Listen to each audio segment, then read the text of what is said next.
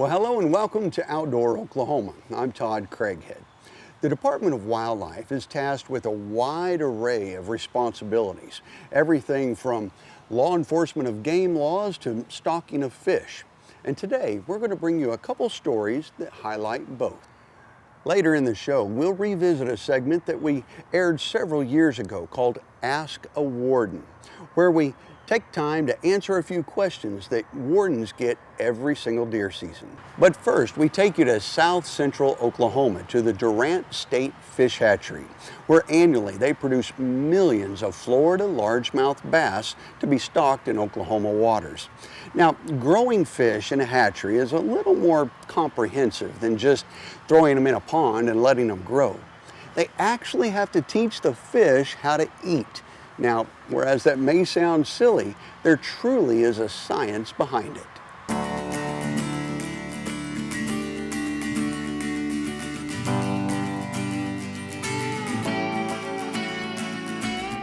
My name's Rebecca Fillmore. I'm with the Fisheries Division, specifically fish hatcheries. I'm a fish hatchery technician with the Oklahoma Department of Wildlife Conservation.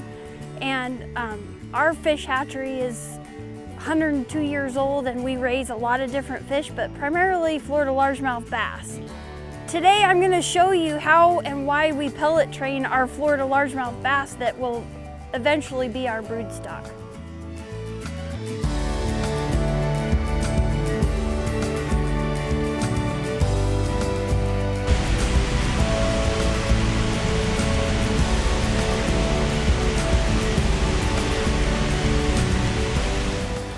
What we have here is we have Florida largemouth bass fingerlings. They're about 1.5 inches. We bring them into our building here, our rearing building, fish rearing building, to pellet train them for the future, essentially. They are broodstock fish, or going to be, but they have to be pellet trained in order for us to keep them as broodstock. Some people would ask us why we would do that. Bass they're ambush predators. They like to eat other fish. Well, we bring them in at 1.5 inches because they're transitioning from their plankton food that's out in the pond, and before they really start consuming fish, because they will cannibalize on one another, we get them in here and we group them up. And 8,000 fish were put in this tank just last week. Before we get to a full pellet, we start them out on krill. And krill, this is krill pacifica. It's found in the Pacific Ocean that salmon, whales, and other fish feed on. And it's very smelly. They like it real well, and it's very high in protein. And then slowly but surely we mix the krill with this pelleted feed. And as you can see here, it takes about 2 weeks, but this is a mixture. And right now we're on a 50-50 mix. So we start out with 100% krill, and then we end up with 100% feed. So this mixture here is where we're at right now. We're about day 14 or day 12 into our adventure. Now, on top of it, we also give them bloodworms. And these bloodworms is a chironomid species that's found out in the river. But these we buy as frozen, and we take the krill in this, and it kind of gives that little wiggly bounce that you would want for the bass to want to come up to the surface, because in nature they don't normally feed that way, coming up to the surface. The main reason why we pellet train is we feed our bass fathead minnows, bluegill, and koi. But during the growing season, we generally have enough of those fish to feed them. Well, occasionally, if we don't get a good spawn on some of those fish, they still need to be fed. And so if our fish are trained to be on pellets, it helps them get through those days that are lacking. And we also feed them during the winter. And during the winter, we never have really any fish available unless we were to purchase them.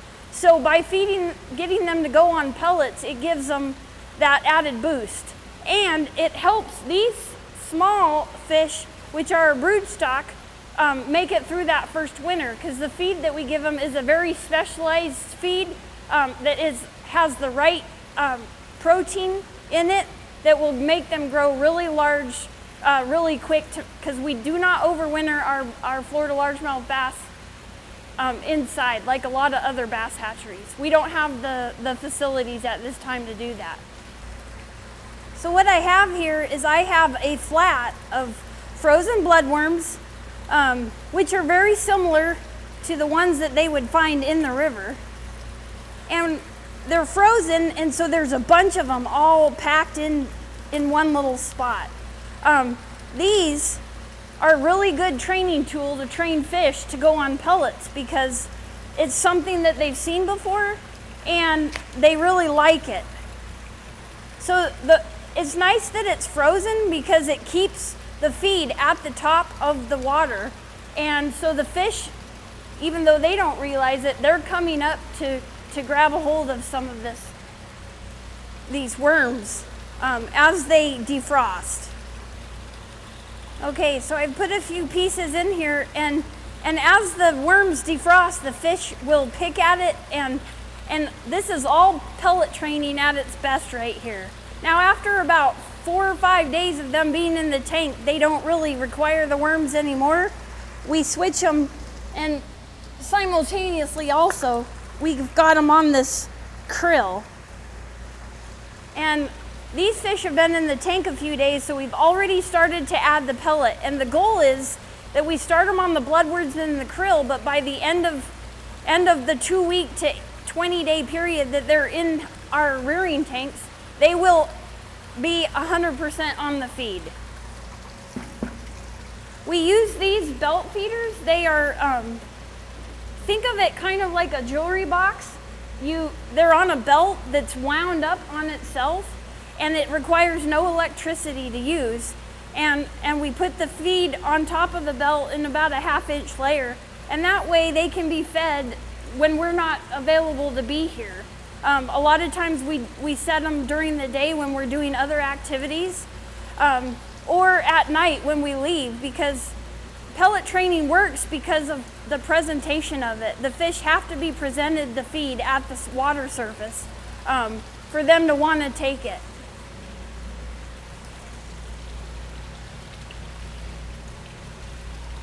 We feed them up to we hand feed them up to 4 times a day, and we feed them much more feed than they will eat at this stage. And the reason is because we have to get it in front of their face to make them want to feed.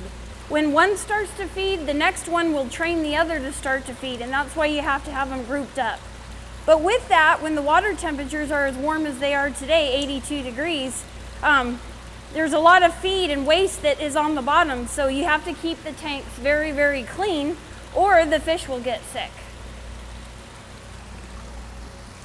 Yeah, eventually we're gonna have more feed than we have krill. And like I said, right now it's a 50-50 mix, but by this Friday, which is in 4 days, we're gonna have 100% feed. And they'll be ready to go out in the pond, and then we'll keep them on station for another 7 to 8 years. The goal though is for us we bring on about 250 to 300 new fish and introduce them into our broodstock population, so they can create the juvenile fish for years to come. When they get around 7 or 8 years old, we retire the fish and they go live the rest of their life in a lake somewhere in Oklahoma.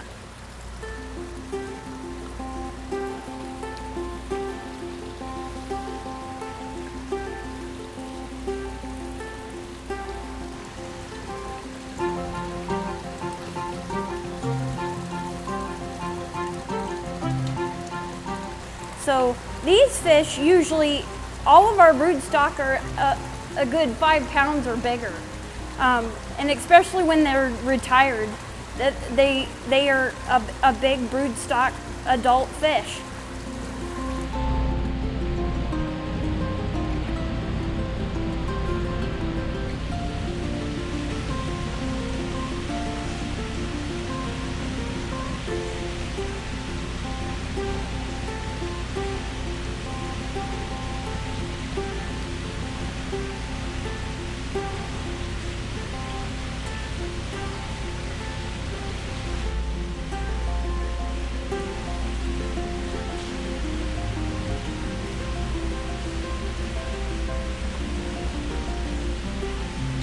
as I've been talking about where these fish came from, these fish here specifically were hatched on this hatchery about 2 months ago. And sometimes, about every couple of years, we get our fish that we pellet train at 1.5 inches, not from this hatchery, but from Texas Parks and Wildlife.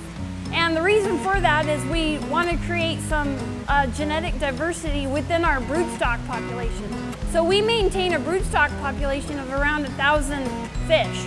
And having that genetic diversity is really healthy for that population. So we'll keep 300 of these to add to our population, but before we add them to our population, we genetically test them to make sure they are 100% pure Florida strain. And that keeps us have a good baseline knowing what our population is. We really don't want to have an F1 or an integrate. It's basically where it's half northern strain and half Florida strain because they will breed together. I mean, they're essentially the same fish, just a different strain. This job here is just one of my many jobs that I have here. We raise a whole host of fish, and not just Florida largemouth bass. We raise fathead minnows, bluegills, koi. We also maintain the koi broodstock on our station, and we raise over 1 million koi a year just to feed the Florida largemouth bass brooders. But I really enjoy this job, and I love the diversity in the job that I get here.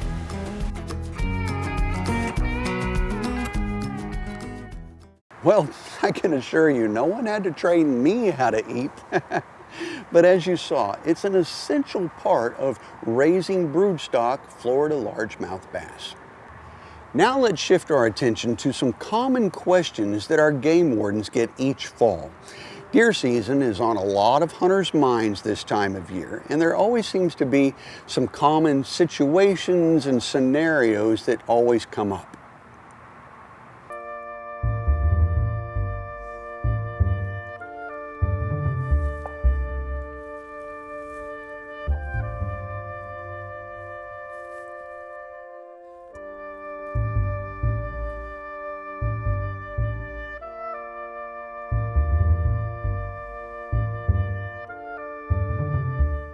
One of the questions we often get during deer season is, whenever I shoot a deer and it runs onto my neighbor's property, can I go over and retrieve that deer? No, you cannot. You must have landowner's permission to enter that property.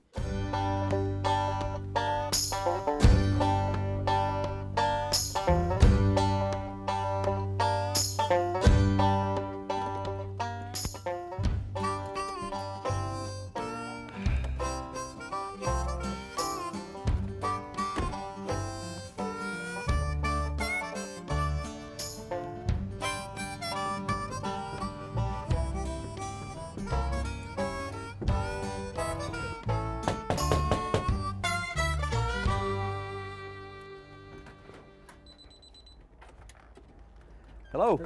Hello. Hey, I'm Jerry Starkey. I'm Kelly. I got a deer lease down there on Dr. Myers' land. It's out south of your property down there. Yeah. And I shot a deer, and it took off, went a few hundred yards, and I think it jumped the fence, went over on your land. And I just wondered if I could get permission. All right, is it back over there along the creek? Yeah, Back over there. exactly. All right, well, let's get in my truck and we'll drive over there and look at it and see if it is actually on my property or not. All right, sounds good.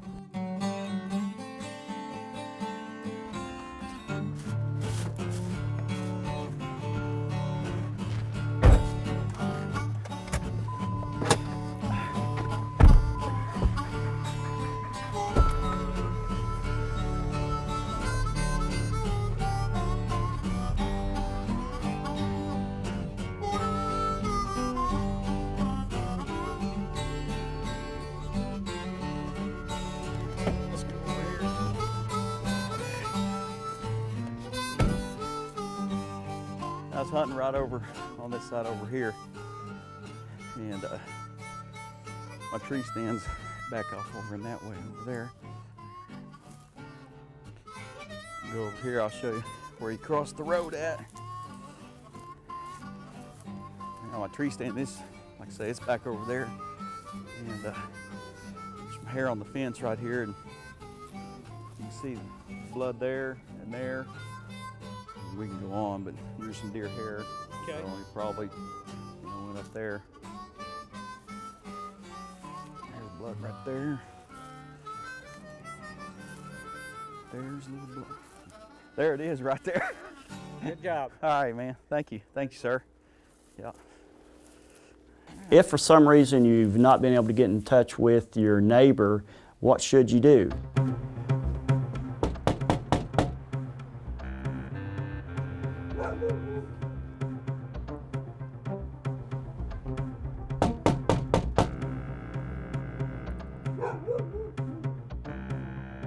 Best thing to do is contact your area game warden and let them know what's going on. Many times the game warden knows the neighbor and will make contact with them, and we can go and retrieve the deer that way.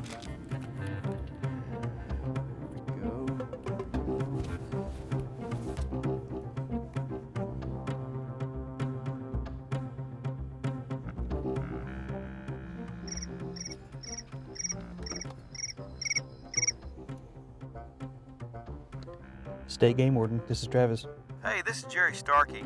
Hey, I've got a deer lease on Dr. Myers' land. I shot a doe a while ago, and it jumped over to the adjacent landowner's property, and I can't find anybody home.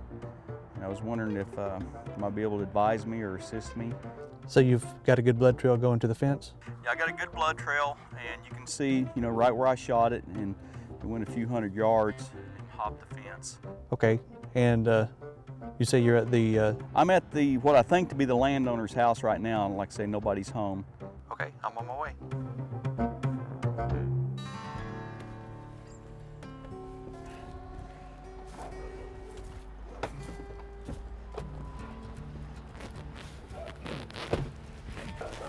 Nice to meet you. Well, it took me some doing, but I was able to get permission from the landowner, and so he said that it's okay if I accompany you and we go out and recover your deer. Good deal. Yeah, I can show you right where I shot it at. All right, sounds good. If you want to jump in your vehicle, I'll follow you out there. All right, thanks. My tree stand's a couple hundred yards down that way. Okay. You can go right here, I'll show you. There's blood here and blood there. I don't know if you can see that blood right here, but anyway, however far you want to go down and kind of backtrack if you want. Okay, so we've got blood here. Yeah. And, Let's go ahead and just take it up to the fence. Show me where we crossed the fence at. Okay. Yeah, it went across. There's some blood and blood right there. It's got to be in there somewhere in that woods or down over there. There's some hair, and you can see the blood right over there too. You got it. All right, let's go get it. Cool. There it is right there. There he is. Yep. Hey, Yep. congratulations. Thank you. Now I better get my tag on her. Deal here. Well, I sure appreciate it. Hey, Glad that landowner. Glad I could help. Yeah, glad he gave us permission to do this. Good thing to do is before the season to get out and to know and to meet your neighbors so that you can have a good relationship with them and have it worked out before season, that if you do need to go over, that you can go over and retrieve the deer, or simply to call them and let them know that you're going to be there. For decades, after harvesting a deer, you actually had to take it into a physical check station. But now that we no longer do it this way and the whole process is now completely electronic, the question often comes up, how long do I have to e-check my deer after I've harvested it? One of the common questions I get during hunting season is how long do I have to e-check the deer once I've harvested the animal? And what I tell people is you have 24 hours once you leave your hunt area in order to check your deer in. Say you're at a deer camp and you're camping for 2 or 3 days, and the first day of your hunt you harvest your deer. Well, you're actually still in your hunt area. A lot of people do actually have cell phone service or Wi-Fi service in their hunt area, and a lot of times they immediately check that deer in. Just as a tip, every open library in the state has public access to the internet. So you can also check your deer in that way if you can't get service or if you don't have access to Wi-Fi service. Checking in your harvest this fall has never been easier. After your successful hunt, you have a couple options on how you can quickly check in your harvest. One is to navigate over to wildlifedepartment.com. Head to the hunting section and click on the eCheck link at the top of the page. This will take you over to the Go Outdoors system where it will ask you to log in. Once logged in, follow the eCheck link, select your species of harvest, and fill in the requested information, and you'll be given a confirmation number to put on your carcass tag. Your second option is to download the Go Outdoors Oklahoma app onto your mobile device from the Google Play or Apple App Store. Once logged in through the app, you can tap the eCheck box on the front to check in your harvest this year. Our next question is popular with landowners wanting to know, how do they properly post their property?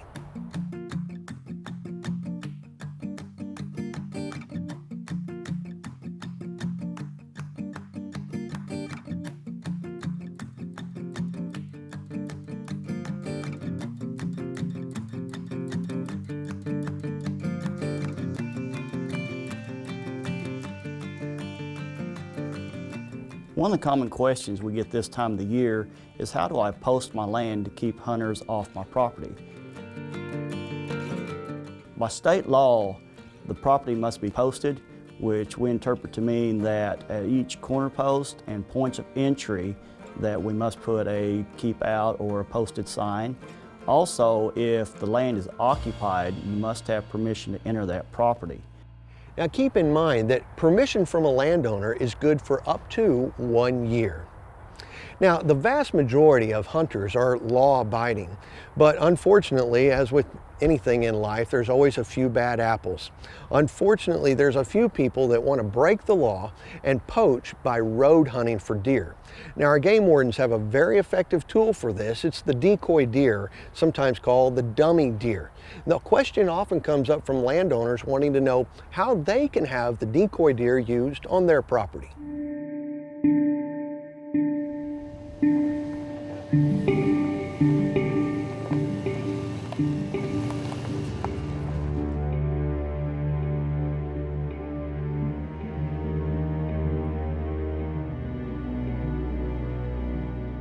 Okay guys, we got a vehicle northbound. It's a Chevy extended cab. Z71 northbound, stand by. Okay, vehicle's got 2 occupants, both in camouflage. Yeah, man, I hope we get a big one. There should be a big one around here, I heard about it. Yeah, I was down here the other day, scoping it out and saw him. Yeah.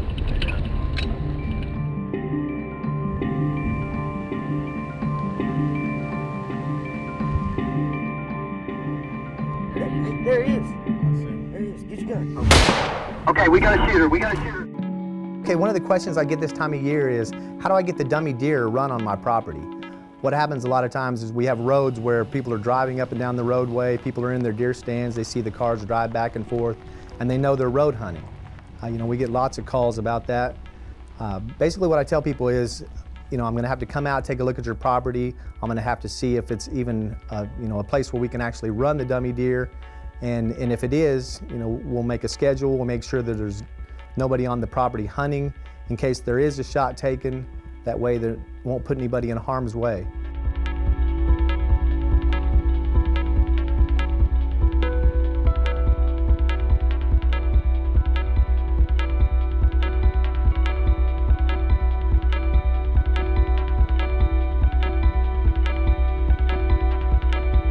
Unfortunately, we can't run the decoy deer everywhere that we'd like to due to time and manpower constraints. So we try to run the decoy in the areas of the highest activity where we are actually getting the most calls from landowners. Well, we hope that you've enjoyed today's show. Whether you plan to get out and catch a bass this fall or maybe head out to the deer woods, we want to encourage you to enjoy your time outside and remember that the outdoors are always open. For all of us at your Wildlife Department, I'm Todd Craighead, and we'll see you right back here next time on Outdoor Oklahoma.